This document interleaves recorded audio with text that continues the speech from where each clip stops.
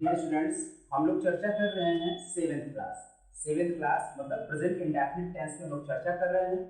हमने present indefinite tense के affirmative और नेगेटिव सेंटेंस में चर्चा किए हैं। अब हम चर्चा करने जा रहे हैं इंट्रोगेटिव और डी इंट्रोगेटिव और नेगेटिव। ठीक है, तो देखिए जब मतलब व्हेन इंट्रोगेटिव वर्ड क्या वर्ड बी बिफोर ऑब्जेक्ट, जब प्रश्नवाचक शब्द क्या शब्द कर्ता से पहले हो, जैसे क्या वह वहां जाती, लेकिन क्या शब्द कर्ता से पहले है।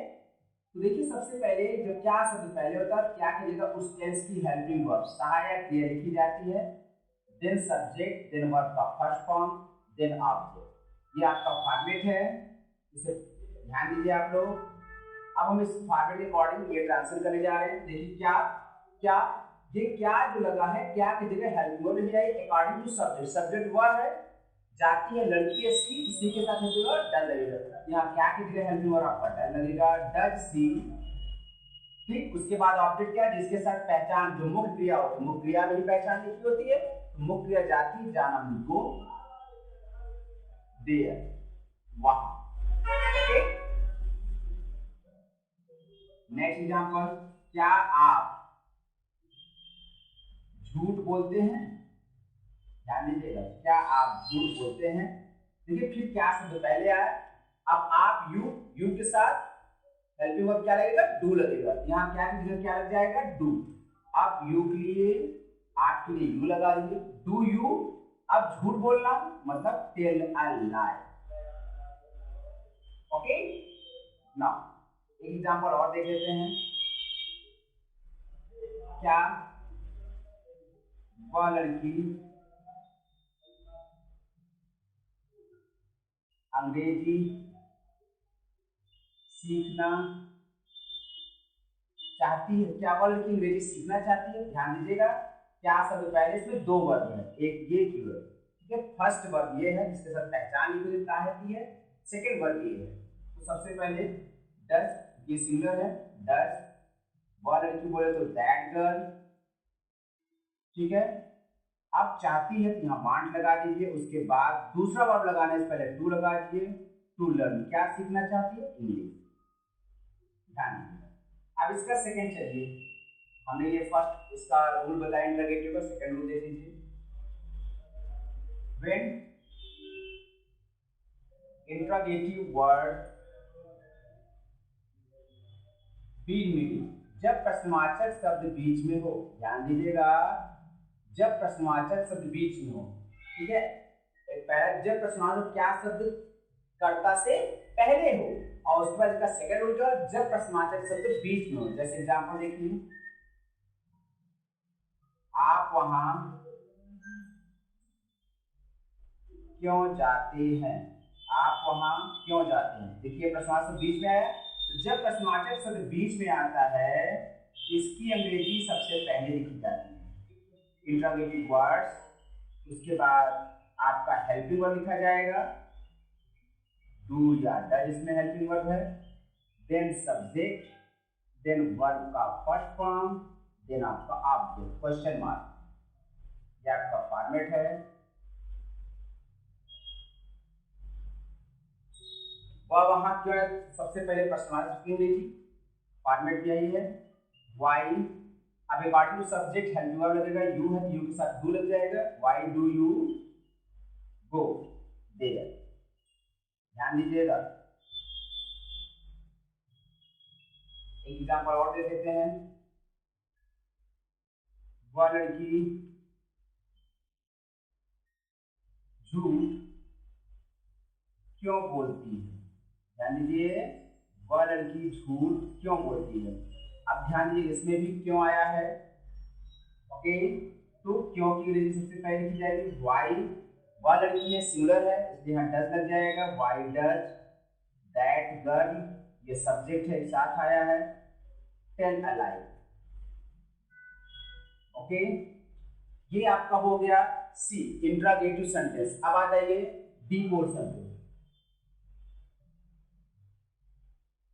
इंट्रोगेटिव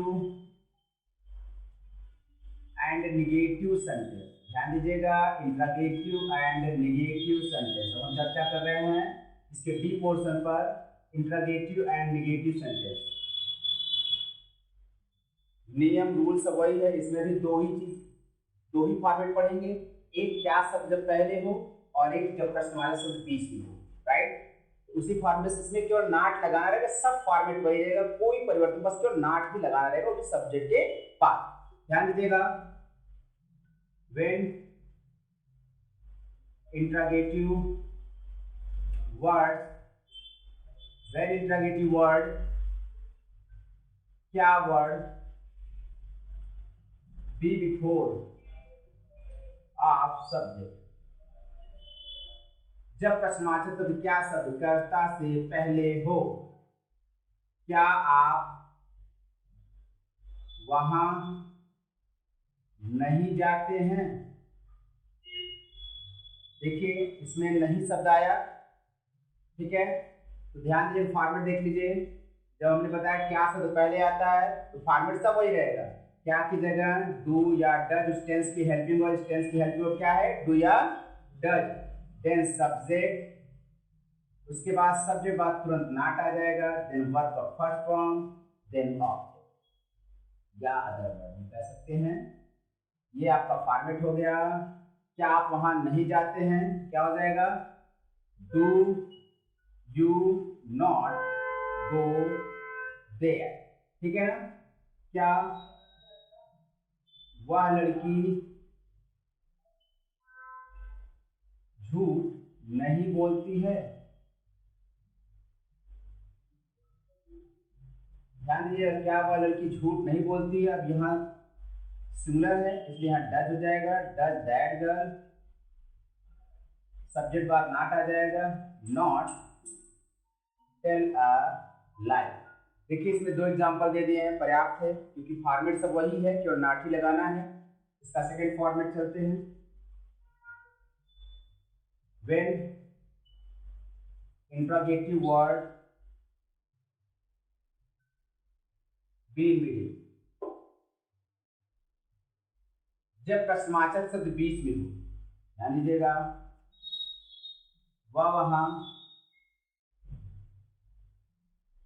क्यों नहीं जाती है, वह वहां क्यों नहीं जाती है। तो सबसे पहले हमने बताया था जब प्रश्नवाचक शब्द बीच में हो तो उसके अंग्रेजी पहले की जाती है, उसके बाद आपका हेल्पिंग वर्ब, देन सब्जेक्ट, उसके बाद नॉट, वर्ब का फर्स्ट फॉर्म, देन ऑब्जेक्ट याद।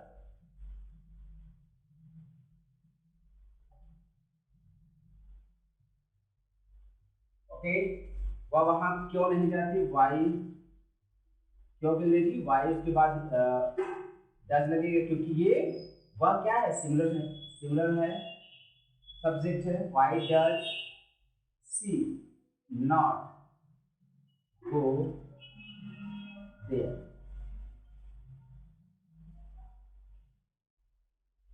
आप झूठ बोलना क्यों नहीं चाहते हैं।